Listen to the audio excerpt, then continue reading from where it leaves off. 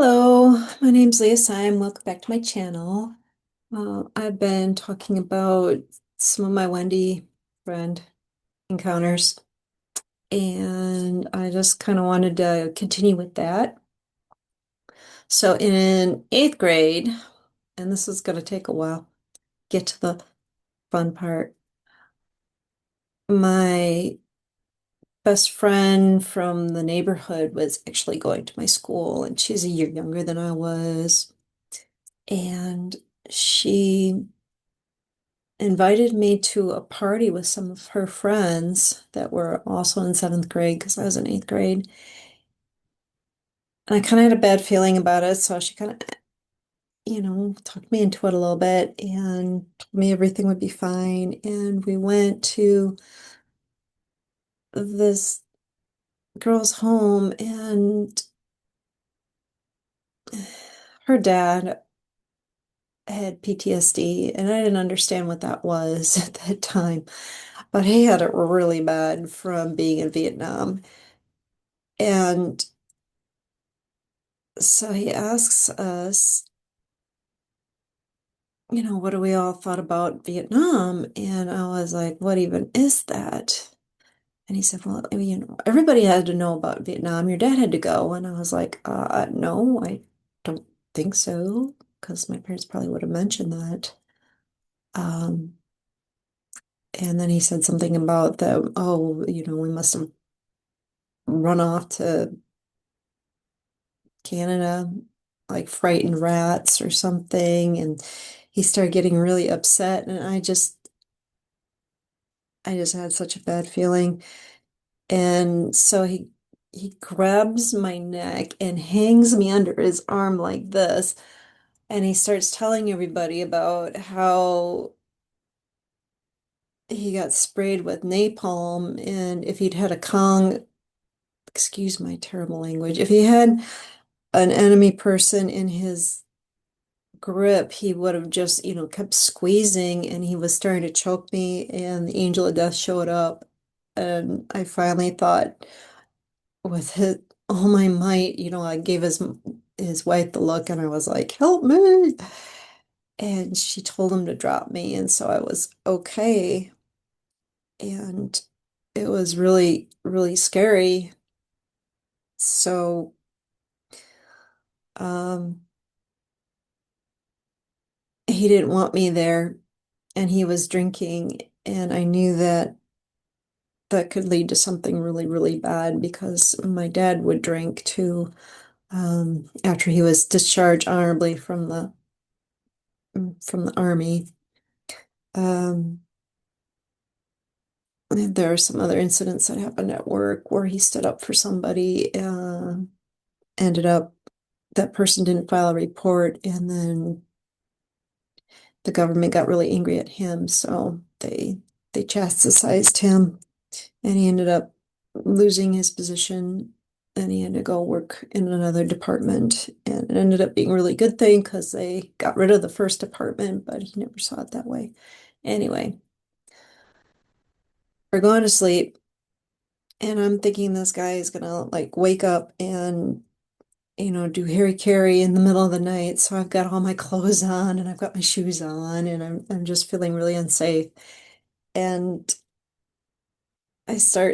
he wakes up screaming and comes stomping out and then glares at me, and I'm just thinking, that's it. I'm just gonna walk home. I don't even care. I'm just gonna freaking yeah, this was like a 15-minute drive. I don't It's pretty I don't know. I thought I would just sleep outside or do something, go hide under a tree all night.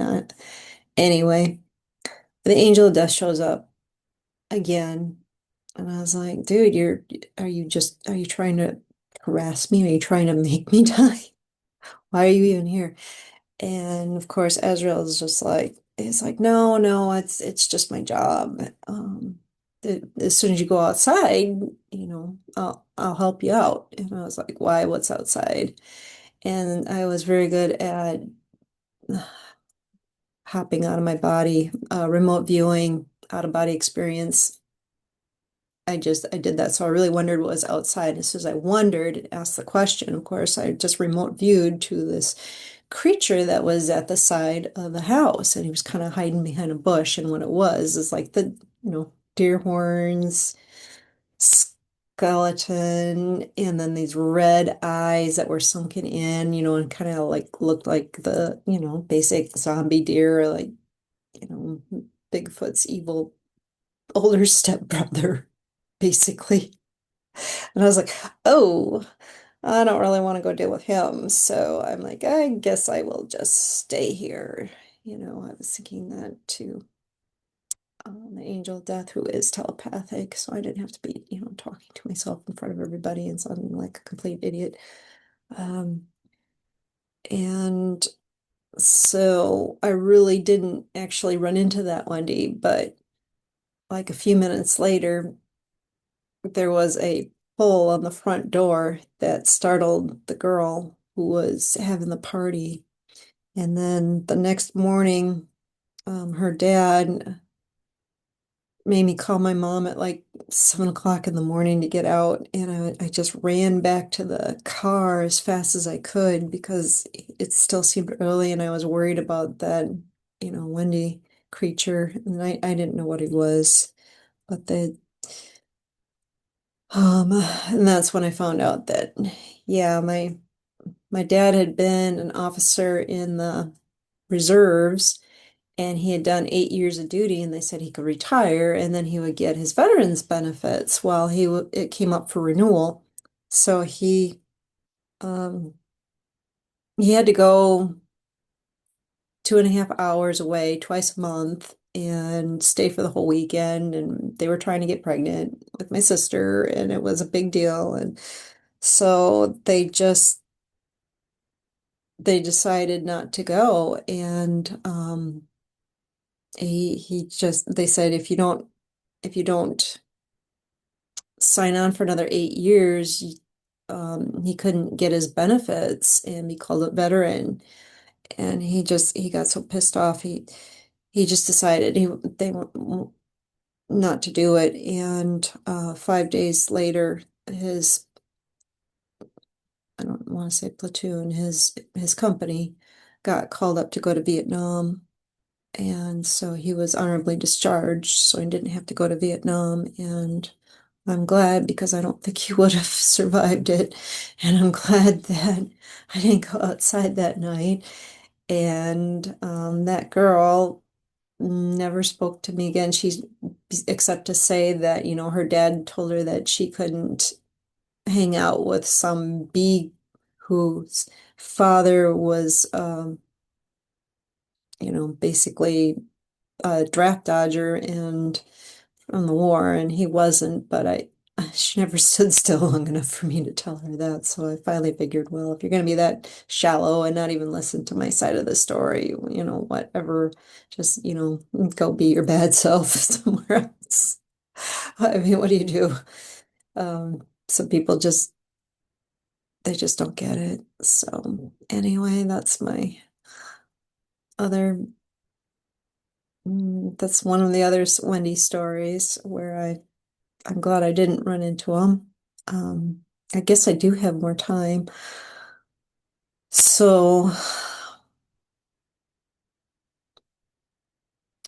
there was there were other times where I just missed them. Um,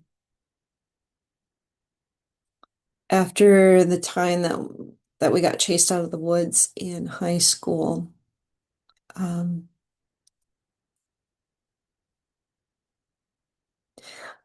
I went, I was dating somebody, and he basically brought me on my birthday to a restaurant about 45 minutes away from my house. And I was wearing this cute little cocktail dress, and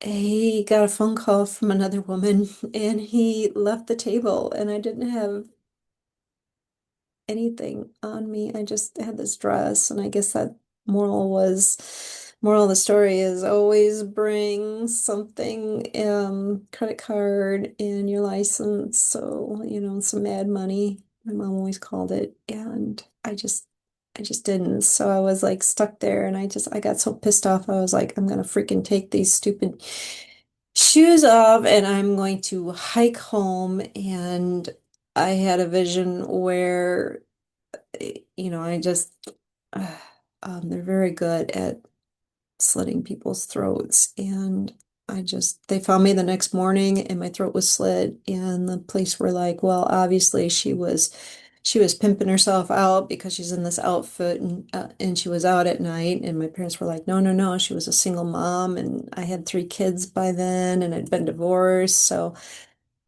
really happy that didn't happen. And then there was a couple times up at our cabin near Grand Rapids. Um, I got married and then we were up there again. So that would have been around 2013. And there was, we didn't get the door locked. And then we needed to get the key, and I had to go grab the key. And I just knew that if we didn't lock the door, grab the key and lock the door, that this creature was going to come in and just, do his thing. And it would have been like one of those, oh, too bad, some crazy person came and took care of the family. So there was that time. And another time we were hiking and staying at where the Mississippi River starts. And you could hike out to um, one of these places where they've got up the stairs to a little tower where you can kind of oversee everything. And I was not feeling good, so I'd slept. And then my husband's like, well, why don't you go there now? And I was like, thinking I would. And as soon as I did, I had this bad feeling that if I went out there, um, I wouldn't make it back either. So that was another time that I just kind of missed the Wendi. And then, oh, right. I went to the Boundary Waters with one of my girlfriends, like not girlfriend, just friend.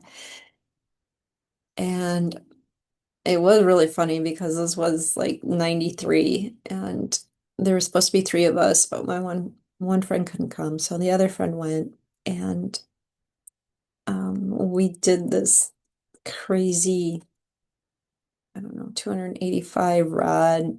Just it almost was like a fourth mile canoe carry. And I took this canoe and I was piling on my back and going uphill, and this couple came down and they were like, hi, and who's your guy friend? And I come out of the canoe and I'm like, oh, hi, here I am. And they got so freaked out. They're like, and they just ran off. And my friend that I was with, the girl said to me, she's like, why are they being so scared? And I was like, oh, I guess they're kind of running away from the gay couple and the happy couple. And she's like, oh, where? And I'm like, us, So we had a good laugh about that because we were very, very good friends and very, yes, not that way. So and we were going, and I suddenly had a feeling like we had to get to this one rest stop, like we had to make land before anybody got there. So I'm paddling crazy. And she's going, why are you paddling? We should just relax. And I'm like, okay, but there's some guys over there and I bet they're looking for our campsite. And I had this vision that if we didn't get the campsite, that we would end up being between campsites, and that this Wendi friend would find us and do his thing and we wouldn't live. So we were desperately going across the lake, paddling for all we're worth, and we're like, oh, there it is. And the minute we touched ground, there was a resounding, have you, from the 2 guys over there. There were actually 3 spots because it was like really close to Canada. And they could have stayed there with us if they hadn't been so rotten. I mean, it's the Boundary Waters. You're supposed to be nice. Yeah, so we made it and got away from that Wendy person. Oh, right. And then we were in college. I was in college, and there were a couple incidents there too where first I like to go out and hike. So I went hiking by myself at night, and then the person who was in charge of the dorm rooms started going with me and making sure that I had somebody there. So he's kind of, watching out for me. And he's like, you don't want to go there at night because somebody else, she ended up dying. And of course, they said it was a crime of passion because I didn't take anything. And she was just like a head shorter. Um, and then there was another kid who was biking, who was going up in that same area. It's called Hartley Field. And he said one time, he's like, well, there's this bad smell, like dead fish. And I was like, yeah, that's not dead fish. That's something, creepy that's you really want to stay away from. And then the last time I went in there, about 3 months later, it was actually chasing him. He saw it and he was just like, like, what the heck was this thing? And it had antlers and a skull. And yeah, I'm like, it's zombie deer. And they're pretty aggressive. And it's like, don't tell anyone it was me. I don't want anybody thinking I'm crazy. And there we would go out sometimes, a bunch of us. And so one time we were headed down past, so this is UMD, and then it's over by a stream that runs down. And we were heading down the stream. I will think of the name of it in a minute when I don't need to. Walking down, and I suddenly felt like this evil presence was kind of following along behind me. And I looked back, and then the other girl who was next to me was like, she's like, oh, you sense it too? And I'm like, yeah. And she's like, what do you think we should do? And I said, well, we should probably just ignore it unless it starts, kind of getting closer. And we both felt like it was getting closer after we started moving again. So I'm like, if anybody else notices and it gets closer, we're going to just announce it to the group. So my other friends started noticing, started getting a bad feeling. So the three of us were like, yeah, we need to go. And there was one guy who was just like, yeah, you girls are so so over flighty and don't listen to anything. Well, we did insist on going back up and to the light, and then we were going up there. And the guy who was in the back basically ran past everybody to get up to the front because he's like, I have a bad feeling too. So we get to the top and we get underneath this lamp light, and then everybody smells this horrible garbage smell. And again, if you're thinking about them and you acknowledge them, then they are free to kind of come after you. So I was just like, oh yeah, garbage cans right there. That must have been what it is. Let's go home. So we managed to stay away from that dude as well. And we do have, I mean, Wendy's, I think they kind of have a range like deer do anyway, so they follow the deer, so I don't think they go too far. The one that's here, like outside the house on our property, comes through, and it seems like about every 3 months. And my kids were like, Mommy, I see glowing eyes, out there. There's something dark, there's something evil. And I'm like, yeah, just ignore it. You're fine. And before I did the three holy water circles, salt circles around the property. Um, the one was tapping on my daughter's window. She was sure there was something tapping on her window. That wasn't anything else when we first moved in. So, I mean, I don't really see anything unless it's actually like in that vibration and coming after me. I don't hear much. I don't hear anything like unless it's being aggressive. Uh, but well, after I did the three salt circles, my husband and I were just in bed, and then all of a sudden we heard this scream. And these things, they can scream and they kind of beller. It's kind of a screechy anger or like what the heck is going on? Um, and it just goes on and on and on for like 30 seconds. You can just sit there and count them. These creatures, when I was first listening to the one that was outside the window when I was so little and in the backyard, I was counting like to seven, like one, 1,000, two, 1,000. It's just kind of going, just kept going and going and going. And then it was just like out like to a seven count because I was used to counting when my mom slept when she would lie down with me before. So I knew that's a big creature that can sit there and do that. So they can yell a lot longer than humans do. So he was really pissed off that we made the salt barrier.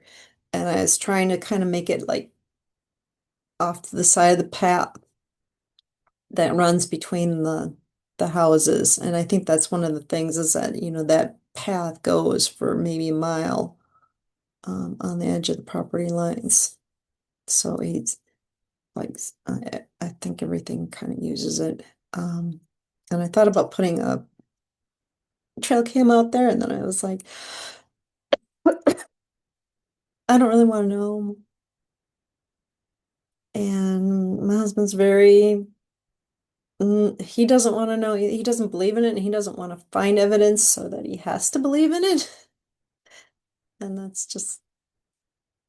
that's how he works. And one of these days he'll know, and I don't I don't need to feel justified by throwing us in danger just so that he can see something. And yeah, let me think if there's anything else. I'm going to pause the recording. Hold on. I did think of something else. Somebody said that there was a being that identified itself to them as a Wendi when they were looking into buying a property, and they didn't really know what it was. So I think that they can definitely the humans who possess them can be more in control of things when it's during the daytime and just I think the demonic angel part is more apt to be in control at nighttime and oops, sorry. Ignore the triangle. I'm not with those weirdos.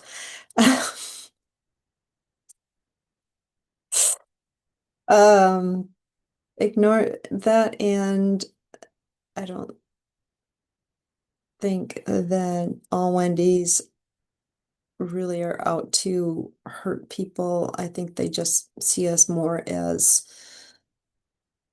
roaches that kind of need to be taken care of to put everything back in balance. And some of them just want, space to be left alone. Um, I mean, who doesn't? So anyway, that's my happy download for tonight. And so if you see a Wendy, remember, Dundan's not there.